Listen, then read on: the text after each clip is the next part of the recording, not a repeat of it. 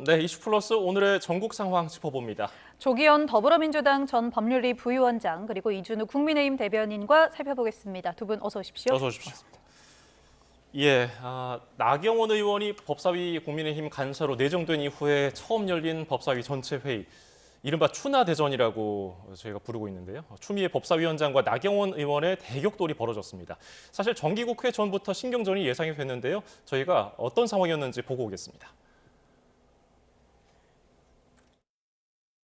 제71조 단서에 따라 거수 표결로 진행하겠습니다. 먼저 토론합시다 그럼. 초선은 가만히 앉아 있어. 아무것도 모르면서 앉아 있어. 오선 나경원 의원의 부적절한 발언에 대해서 사과를 요구합니다. 왜 국회 초선 의원에 대해서 말하지 마라, 조용히 해라. 당연히 토론은 무제한하게 할 수 있는 건데 여러분들 제대로 토론권을 주십니까? 이런 식의 국회 운영은 한마디로 이것이 바로 국회 독재이다. 계엄 해제하러 오다가 다시 내빼버린 의원이 와서 법사위 간사를 맡겠다고 하고 있고. 예, 아주 뜨거웠는데요. 네. 예상됐던 장면이기도 하고요. 어떻게 보셨어요?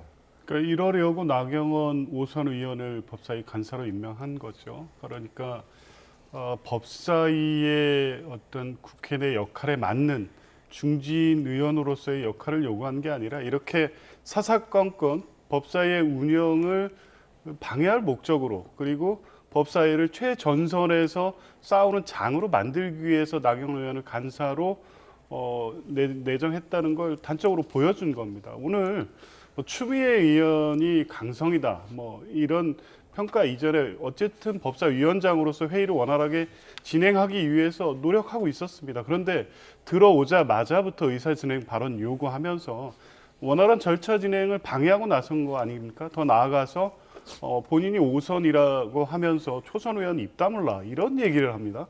그러니까 이게 정상적으로 오선 의원다운 모습을 보이면서 국회를 정상적으로 운영하기 위해서 노력하는 모습은 없고, 예상했던 대로 계속 법사위를 이렇게 정치투쟁의 장으로 만들겠다는 의도로 임명된 내정한 간사라는 것을 오늘 단적으로 보여줬고요. 앞으로도 이렇게 계속 할 것으로 보이는데 과연 이게 국민의힘이나 나경원 의원 개인에게 도움이 될지 모르겠습니다.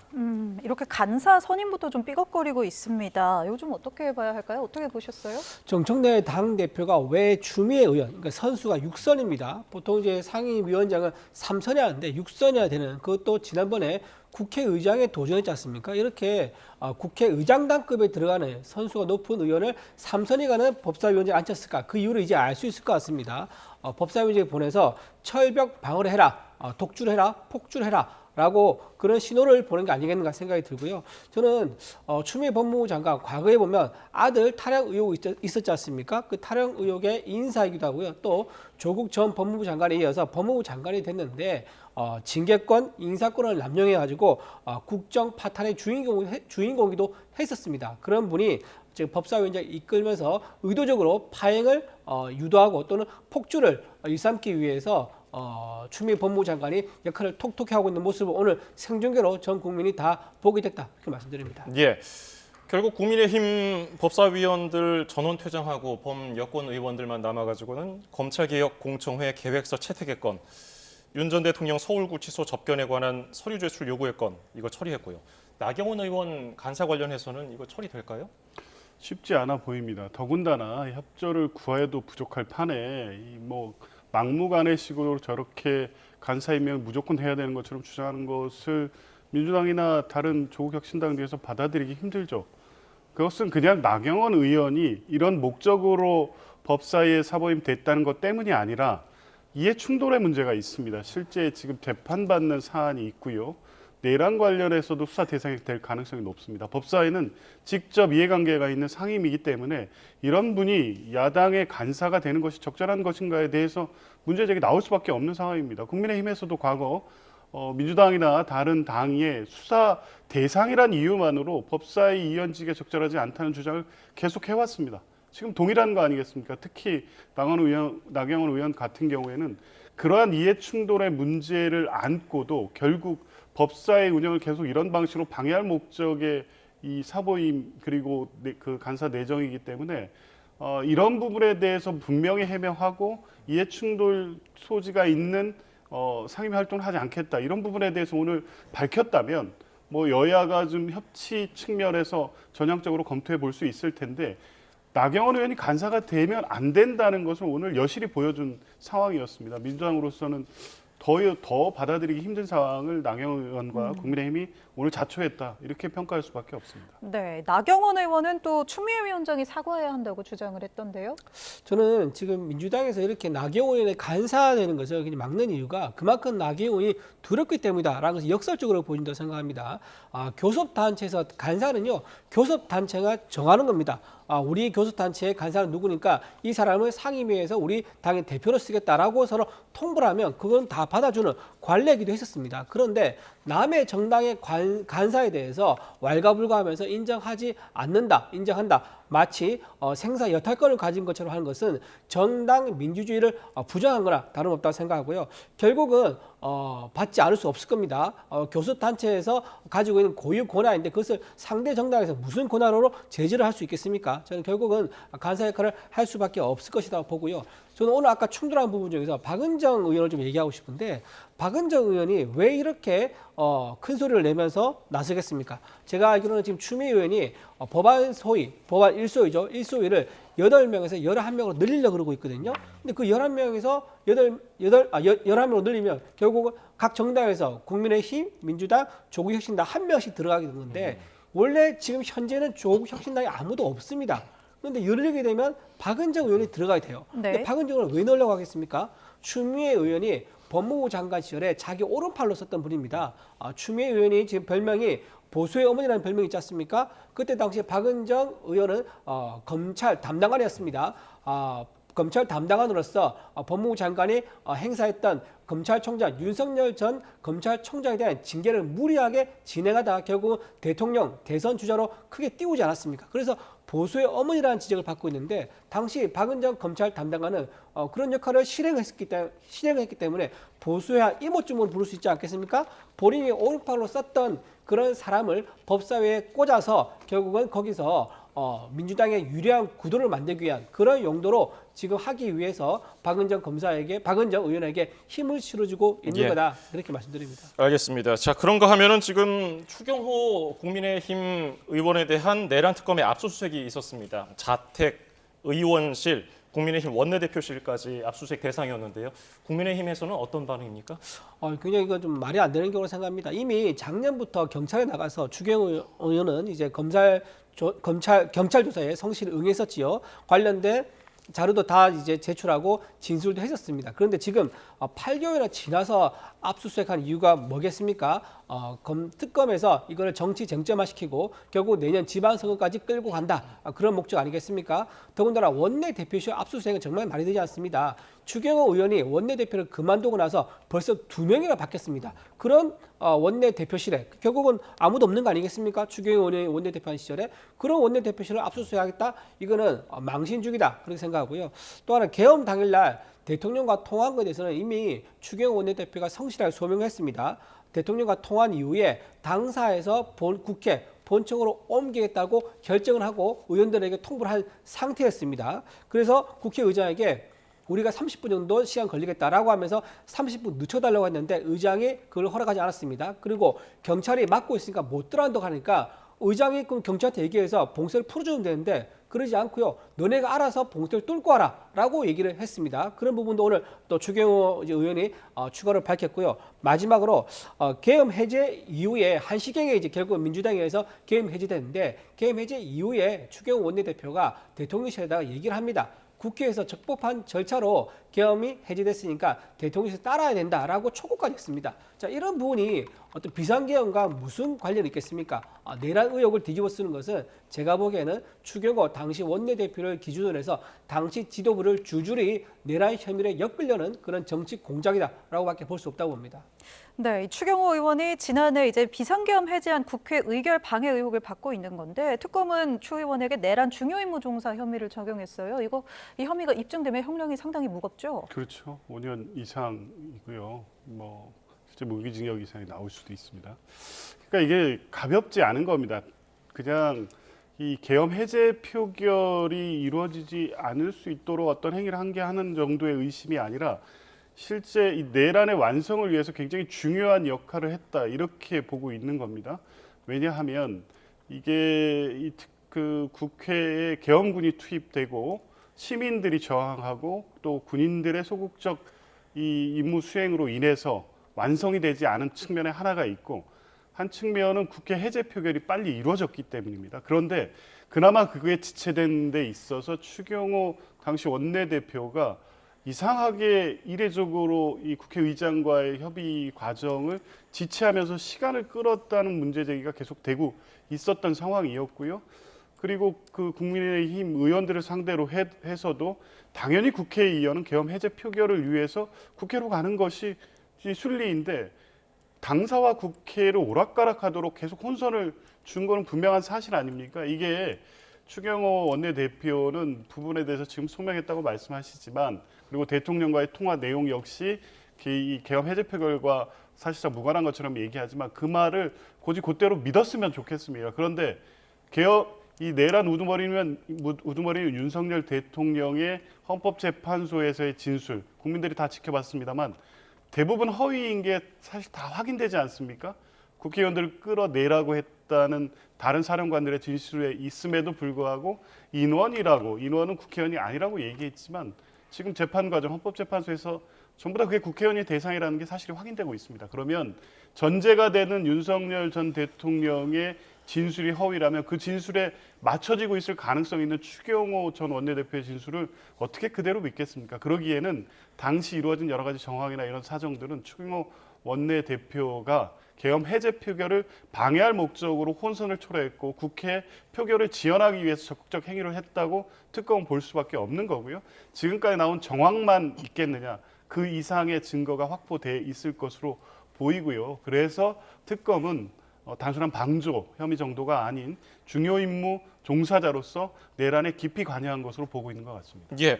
그리고 또 특검은 조지현 국민의힘 의원실에 대해서도 압수수색을 했거든요. 특이한 점으로는 당시 조 의원이 원내 부대표였고 비상계엄 선포 5시간 전에 김용현 전 국방장관과 전화 통화를 했다는 거예요. 근데 조 의원이 SNS에 해명글을 남겼는데 지역구 수건 사업인 부대 이전 관련 면담을 취소한 데 양해를 구한 거였다고 그랬어요.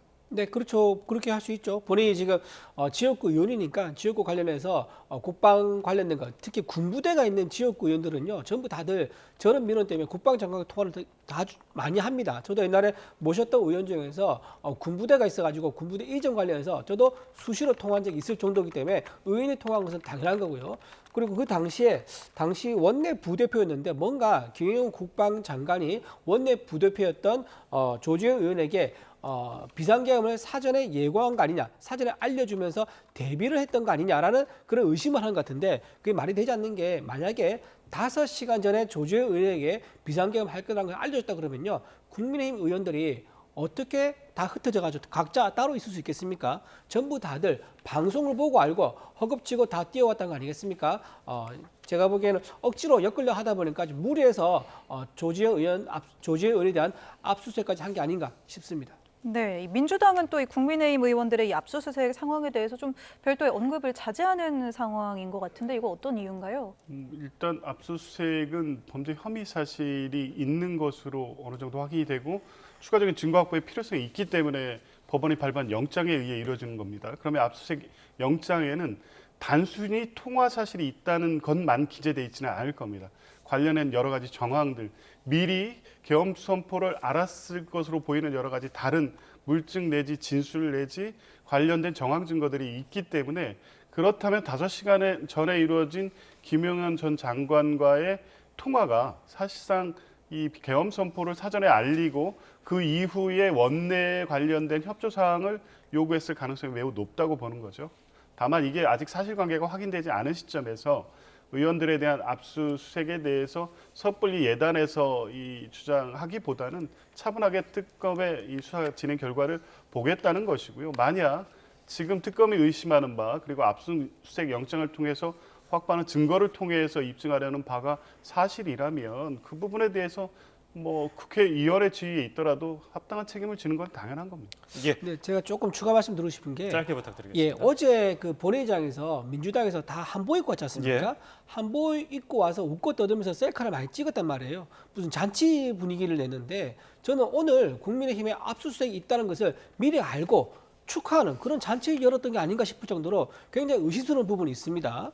그리고 저는 정청래 의원이 야당 탄압을 너무 노골적으로 한다 생각이 들고요. 지난번에 이런 말을 했습니다. 개혁은 타임이다라고 했었는데요. 제가 보기에는 탄압은 타임이다. 그걸 실천하고 있다. 이렇게밖에 볼 수 없을 것 같습니다. 예. 자, 이런 가운데 최규진 교육부 장관 후보자에 대한 인사청문회가 열렸습니다. 과거 발언 중에 학생을 체벌한 내용이 논란을 빚었는데요. 현장 이야기를 듣고 오겠습니다. 최 후보의 막말, 위선, 위험한 안보관, 논문 논란까지 정말 파면 팔수록 괴담만 터져 나옵니다. 최 후보는 자신이 가리키는 여학생의 따귀를 때렸다고 합니다. 그런 생각을 갖고 있는 인물이 교육부 장관이 되어도 된다는 생각을 하는 이 정부가 정말로 무섭습니다. 아마 국민들한테 따귀를 맞을 거라고 생각합니다. 친구가 전체에서 12등인가 했어요. 근데 막상 성적표를 주는데 그냥 줬지요. 얘가 울기 시작하는 거예요. 그래서 전교 꼴찌도 않았는데 전교 12등 한 애가 울으면 13등 한 애는 더 크게 울어야 되고 이러면 꼴찌 한 애는 죽으란 말이냐. 나도 모르게 그냥 화가 났어요. 그래 그 어린 여학생 따귀를 때렸어요. 너무 때리고 나서 아차 싶었지만 어쨌든 때렸어요. 그리고 그 아이는 나를 매우 싫어했어요. 예. 네. 주진우 국민의힘 의원은 저는 이진숙 후보자 낙마 사태보다 더 심하다고 얘기를 했는데 오늘 뭐 계속해서 사과를 했거든요. 어떻게 보셨습니까? 그 여러 가지 과거 행적 중에 부적절했던 행위 또 발언들이 있었던 것은 사실입니다. 그리고 뭐 그 부분 하나하나 지적받을 때마다 사과를 했고요. 단적으로 여학생의 뺨을 때렸다는 1981년 사건. 그러니까 이거는 2014년에 유튜브에 출연해서 본인이 교사 부임 한 7, 8년쯤 그 초기라고 볼 수 있겠죠. 있었던 1981년의 상황을 얘기한 거고요. 그게 적절했다거나 그 체벌의 뭐 필요성을 얘기한 게 아니라 이 교육적 어떤 뭐 의미 이런 걸 설명하는 과정에서 이루어졌던 일이고 평생에 딱 한 번 했다. 그리고 후회한다. 그리고 훗날 그 학생이 교사가 돼서 찾아와서 용서를 받았다 네. 얘기했습니다. 그리고 잘못했다고 사과했습니다. 자, 네. 그 과거의 행적 뭐 이 정도 넘어가면 되지 않을까 싶습니다. 그 이후에 예를 들면 상습적인 체벌이 있었고 체벌이 일상화돼서 그것을 훈육으로 삼고 있는 교육관을 가졌다면 문제겠지만 그게 아니라면 오늘 사과로서 자질의 문제까지 연결시킬 문제는 아니라고 보고 음주운전 역시 마찬가지이죠. 과거 잘못됐습니다. 사과를 했고요. 벌금 200만 원이 나왔는데 그 문제를 교육감 시절에 이 교원에 대한 징계 문제로 또 바로 연결시켜서 비판을 하던데요. 교육청의 음주운전 징계는 그 내부 규정에 의해서 그 횟수라든가 혈중 알코올 농도 수치에 따라서 정해져 있습니다. 그러니까 최규진 후보자가 어떤 본인의 어떤 의사에 따라서 본인은 음주운전했으면서 다른 교원에 대해서 엄격한 잣달이 됐다. 내로남불이다. 이렇게 평가할 일은 아니고요. 그 자체가 문제가 있으면 그거 비판하고 그에 대해서 사과하는 걸로 끝낼 문제이지 그걸 음주운전에 대한 어떤 잘못된 인식, 내로남불의 문제로 볼 것은 아니고 그 외에 또 천하람 사태라든가 이런 문제에 대해서 당시 여러 가지 음모론, 의심이 있었지만 결국에 그런 문제를 제기했던 분들 나중에 국가의 공식적인 조사 결과가 나온 다음에 다른 문제 제기를 하지 않은 거 아닙니까? 참 문제가 있었지만 사과를 했고 그것이 교육부 장관으로서의 근본적 흠결, 자질의 문제까지 연결시킬 정도는 아니다. 그리고 교육감으로서 교육정책을 실행할 만한 지금까지의 역할을 해왔고 능력을 보여왔기 때문에 몇 가지 문제에도 불구하고 저는 장관으로서 임명되고 역할을 수행하는 데 중대한 하자가 확인된 건 아니다. 이렇게 봤습니다. 네, 이렇게 말씀 주셨는데 이런 뭐 논란들 해명 수준 어떻게 보십니까? 저는 참 세상 참 쉽게 살려고 한다는 생각이 듭니다. 사과했으니까 문제가 없지 않겠느냐. 사과했으면 그걸로 됐다라고 이제 얘기하시는데 그러면 이진숙 후보도 사과했고요. 강선우 후보도 사과했습니다. 갑질의 여왕, 표절의 여왕 다 사과했는데 왜 그분들은 사퇴합니까? 그분들 사과했으니까 받아줘야죠. 사과도 사과해서 넘어갈 일이 있고 사과를 해도 용서 못 받는 일이 있습니다. 지금 이분 같은 경우는 만취 음주운전을 본인이 직접 했는데 다른 교사들이 음주운전을 하니까 전부 다 10명에 대해서 중징계를 때렸습니다. 이런 내로남불이 어디 있습니까? 그리고 표절하지 말라고 얘기하면서 본인은 블로그 글을 표절했습니다. 신문기사를 표절했습니다. 특히 교육부 장관을 하겠다는 사람이 이런 식으로 비양심적인 행동하는 거 정말 말이 되지 않는다 생각하고요. 또 더군다나 학생에게 어린 여학생의 뺨을 때렸다고 하는데 그 여학생 평생 트라우마 그 누가 책임집니까?